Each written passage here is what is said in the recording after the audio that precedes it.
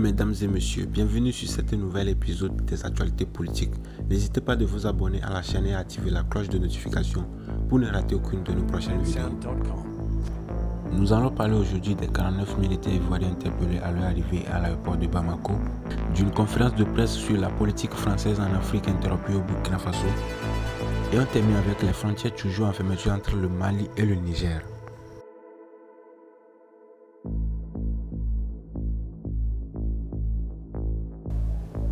Affaire des 49 militaires ivoiriens. Statu quo à Lomé entre Abidjan et Bamako. Retour sur la médiation togolaise dans le cadre de l'affaire de 49 militaires ivoiriens interpellés le 10 juin à leur arrivée à l'aéroport de Bamako. Le président Faure Gnassingbé a reçu jeudi à Lomé des délégations maliennes et ivoiriennes. D'après les informations de RFI, le séjour des deux délégations dans la capitale togolaise n'a donné aucun résultat positif. Téné Birahima Ouattara, ministre d'État chargé de la Défense, et Fidel Sarasoro, directeur de cabinet du président Alassane Ouattara, faisait partie de la délégation ivoirienne. Côté malien, la présence de Abdoulaye Diop, ministre des Affaires étrangères, a été fortement remarquée. Pour prendre un premier pouls, le président Faure Gnassingbé, médiateur, a reçu séparément les envoyés des deux pays. Pour libérer les 49 militaires ivoiriens interpellés à leur arrivée à l'aéroport de Bamako, le gouvernement malien demande au moins deux choses: que la Côte d'Ivoire exprime officiellement des regrets, mais aussi que lui soit rendu des ressortissants maliens vivant en Côte d'Ivoire ou simplement de passage recherchés par la justice malienne. Sur le premier point, la Côte d'Ivoire a répondu non.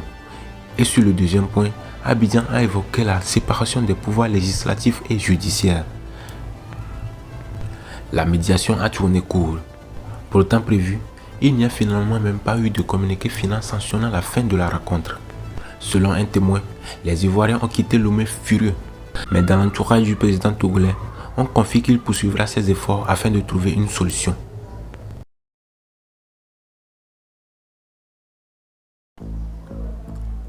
Mali-Niger, frontière toujours fermée. Près d'un mois après la levée des sanctions contre le Mali, la frontière entre le Niger et le Mali reste toujours fermée. La levée des sanctions de la CEDEAO a été une bouffée d'oxygène pour les habitants de Gao qui reliaient Bamako via le Niger en raison de l'insécurité le long de la route Gao-Bamako. Près d'un mois après la levée des sanctions, la frontière entre le Niger et le Mali reste toujours fermée. La semaine dernière, la douane nigérienne a refoulé tous les passagers qui ont tenté de traverser la frontière via Gao. Pour l'instant, les autorités nigériennes ne donnent aucune explication sur cette fermeture, contrairement aux autorités burkinabées qui expliquent la fermeture de leur frontière avec le Mali pour des raisons sécuritaires. Avec le blocage de l'As Boni-Gao et la fermeture des frontières nigériennes et burkinabées, pour se rendre à Bamako, il faut passer par Tombouctou.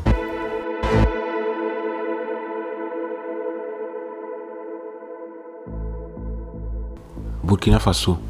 Des individus interrompent une conférence de presse sur la politique française en Afrique. Une conférence de presse organisée par le mouvement populaire M30 Naba Wopgo, présidée par Yeli Monique Kam, candidat à la présidentielle de 2020, a déjeuné ce 30 juillet 2022 au mémorial Thomas Sankara à Ouagadougou. Des individus ont fait la salle et ont empêché l'activité d'arriver à son terme. Elle avait pour but, entre autres, de réclamer le départ de l'ambassadeur de France au Burkina Faso et la fin de la politique française au « pays des hommes intègres » et en Afrique.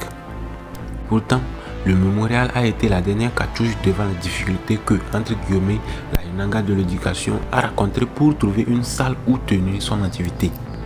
Nous avons eu du mal à trouver une salle.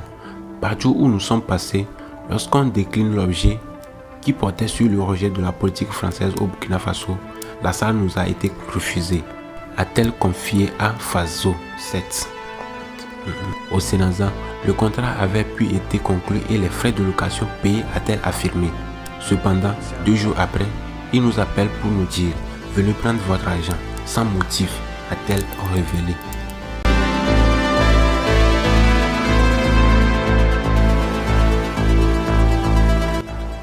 Nous voici arrivés à la fin de notre journal d'aujourd'hui.